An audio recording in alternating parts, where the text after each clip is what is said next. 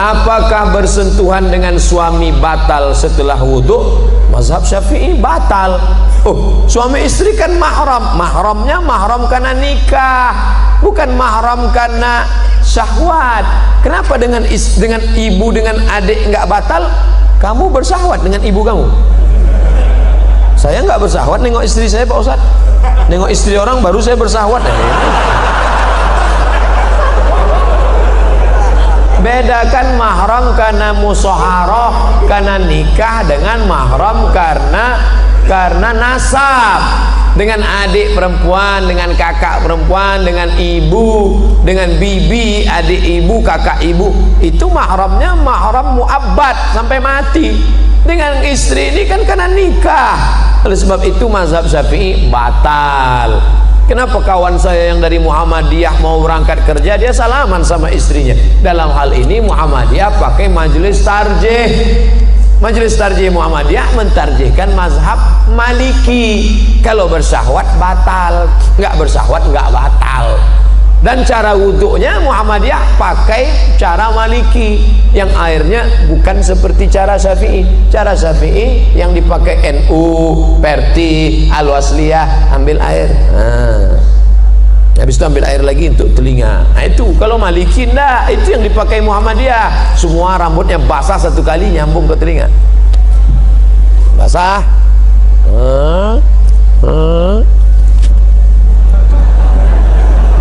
Satu kali. Cara wudhunya cara wudhu Maliki, batalnya juga cara batal Maliki. Itu yang dipakai Muhammadiyah. Saya tetap pakai mazhab Syafi'i, tapi saya enggak menyalahkan kawan saya yang pakai mazhab Maliki. Apakah hukum menahan angin saat sholat? Hukum nahan kentutnya itu makruh, sholatnya sah. Hukum nahannya itu makruh, sholatnya tetap sah. Tapi kalau antum sopnya di belakang, ya lepaskan aja. Daripada antum tahan sampai 4 rakaat loh.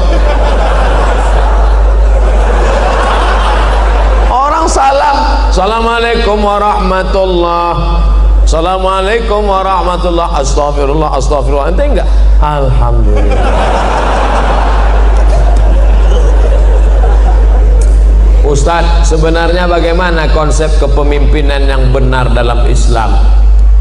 Islam nggak membahas masalah kepemimpinan. Siapa bilang? Dalam Islam ada namanya fikih sholat, zakat, puasa, fikih ibadah.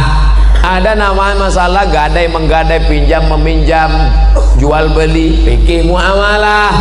Ada masalah tolak, rujuk, khulu, fikih munakahah. Ada masalah ngangkat pemimpin, jatuhkan pemimpin, namanya fikih siasah.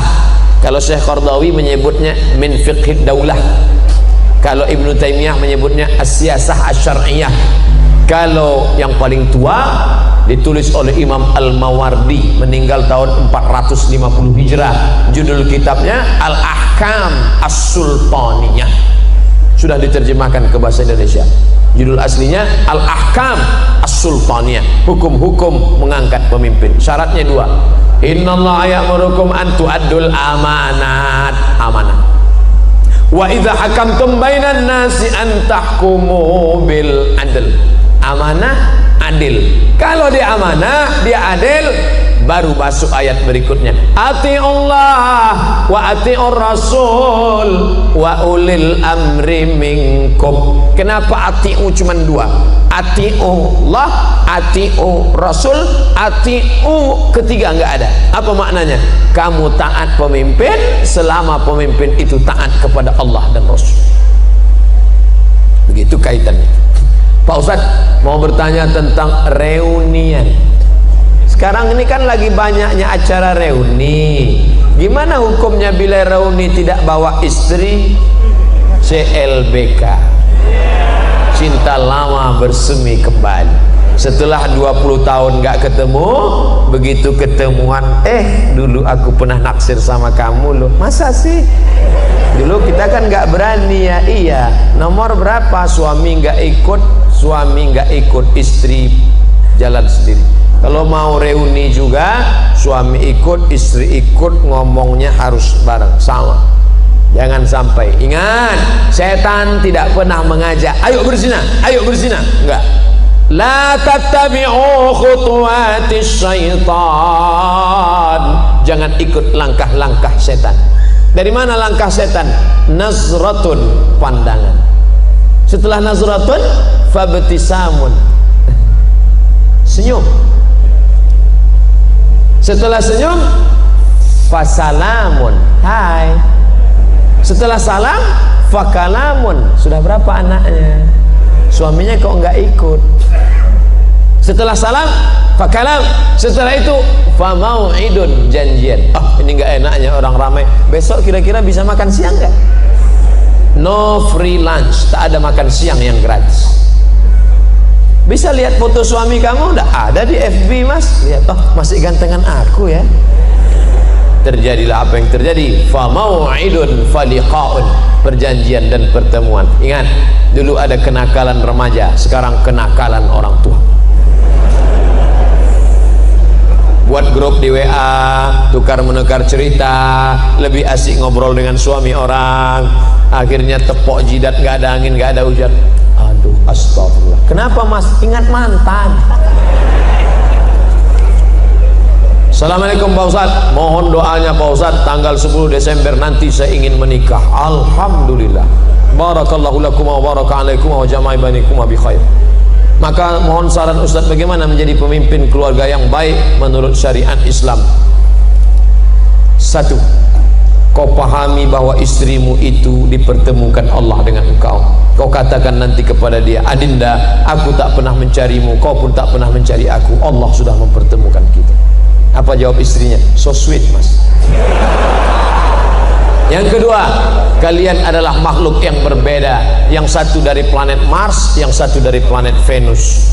Sama-sama mau makan telur ayam, tetap beda. Yang satu mau mata sapi, yang satu mau telur dadar.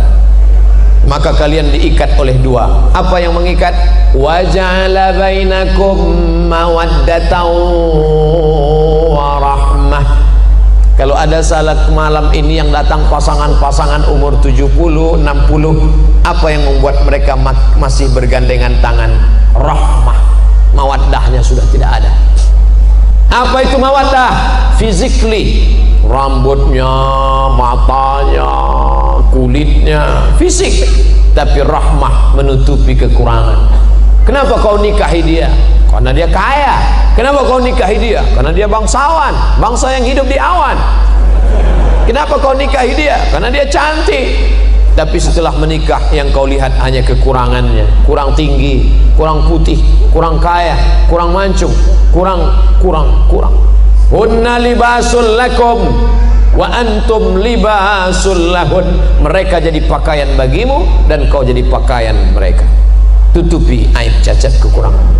Kenapa Ustadz Somad malam ini pede ceramah? Karena ada pakaian. Pakaiannya luar biasa, ittihad Islamic Center. Pakai sorban, pakai page, maka pakaian. Jadilah kau pakaian. 4. Litaskunu ilaiha. Dia menenangkan hatimu, engkau menenangkan hatinya. Ingat bagaimana seorang sahabat ketika anaknya mati, meninggal dunia, dia datang pulang ke rumah, Ummu Salamah memasakkan. Setelah itu dia berikan kepada suaminya. Setelah Abu Salamah kenyang makan, barulah Ummu Salamah cerita, Mas, ada yang mau ku sampaikan. Apa ceritanya Adinda? Anak kita mati. Biarkan dia makan, dia tenang. Ini belum apa-apa. Mas, kenapa mati lampu? Gimana dia mau tenang? Litaskunu ilaiha. Yang keempat, dia menjadi tanggung jawabmu dunia akhirat. Dulu kau sendiri saja usolli sunnatat tahajud, tapi sekarang kau sudah ada gerbong satu di belakang. Siapa dia? Istrimu. Maka nanti malam, hari ini akad nikah, nanti malam usolli sunnatat tahajud raka'ataini imaman. Makmumnya siapa? Istrimu. Kau ambil air, kau bangunkan dia untuk tahajud. Bangun. Ini kalau nikahnya udah 20 tahun. Tapi bagi yang baru nikah kemarin, oh, wake up my honey, wake up my darling, Oh, dia bentang gelar sajadah di depan. Apa judul kita malam ini? Di bawah mihrab cinta. Allahu Akbar. Sampai salam nggak bunyi. Loh, Kanda, kenapa engkau tidak bersuara? Ada apa gerangan? Adinda, bersyukurlah pada Allah, kebetulan kau dapat imam silent. Ya Allah, aku bersyukur kau sudah kirim seorang imam bagiku. Masalah dia bunyi nggak masalah. Ntar lama-lama bunyi juga. Yang kelima, dia menenangkan hatimu. Yang kelima, hasil dari pernikahan kalian yang berwudu, yang soleh, lahirlah anak-anak waladun salihun, yang mendoakan sampai mati. Jadilah kau pemimpin rumah tangga. Nanti setelah menikah, ajak istrimu pengajian. Betapa indahnya kalau istri hobi ngaji, suami ngaji. Tapi kalau suami mau hobi ngaji, istri mau karaoke. Oh,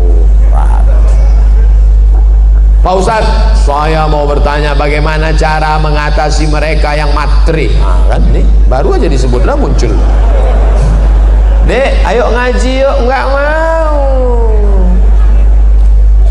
Aku mau lu punya suami macam kamu, Mas.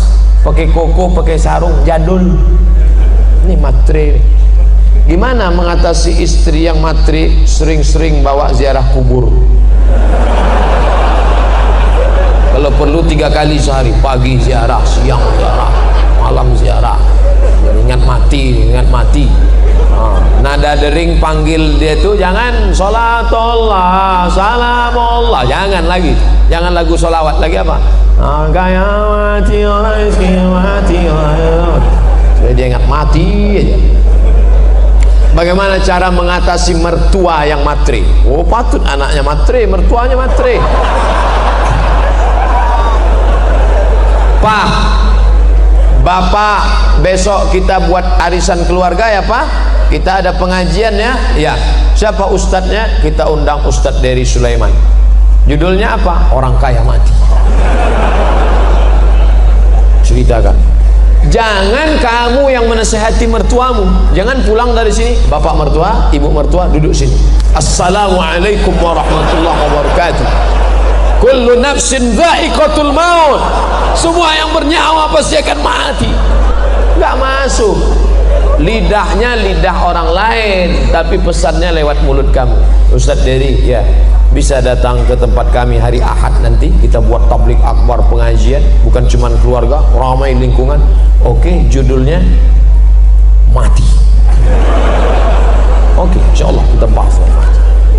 Insyaallah setelah buat pengajian nanti dibantu dengan doa tahajud malam, orang mertua antum berhenti matre dan dia akan manggil antum sini. Rumah-rumah kos yang sana ambil untuk kamu. Tak ada guna. Kenapa begitu Pak? Aku sedang dililit utang sekarang.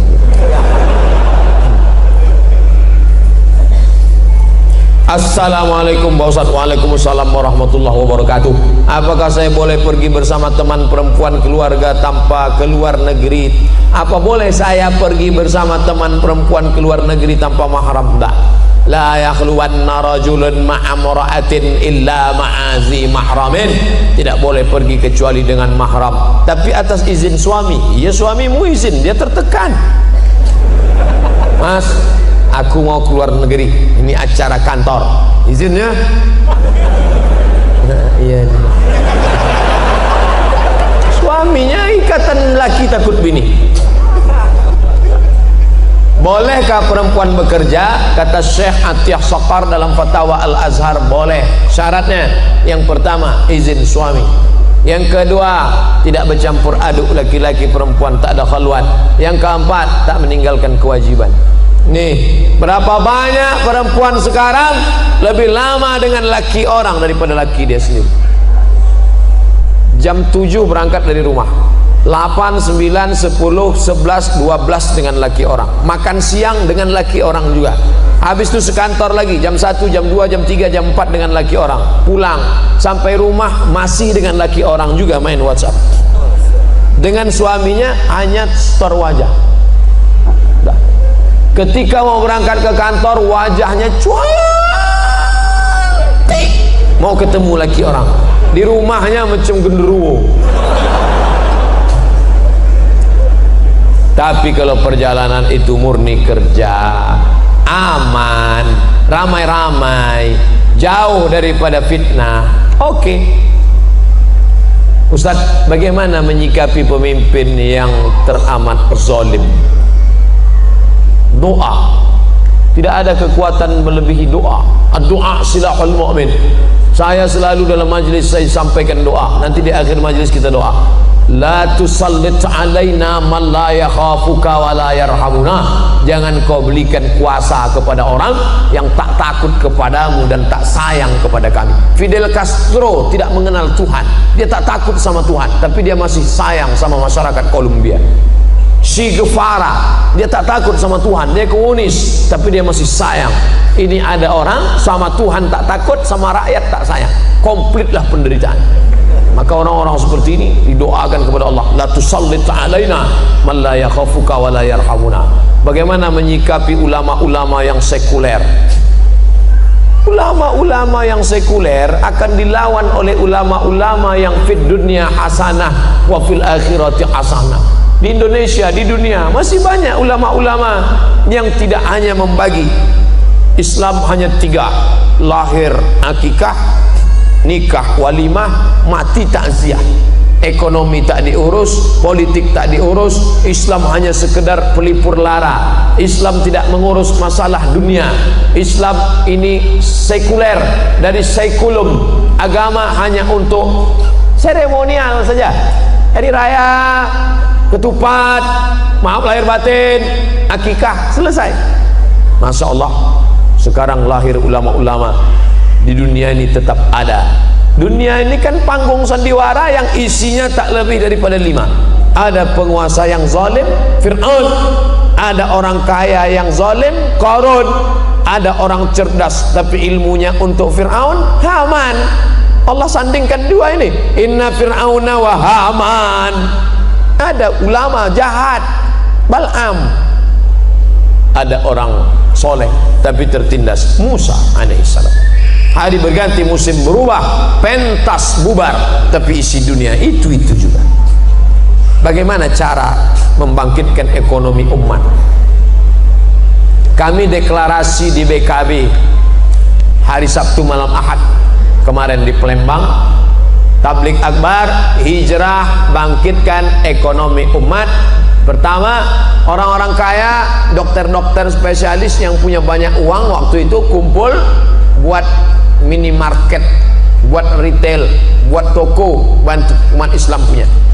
Nah, jangan ceramah aja, belanja tempat orang Islam, belanja tempat orang Islam. Di mana tempatnya Pak Ustaz? Aku nggak tahu tempatnya di mana.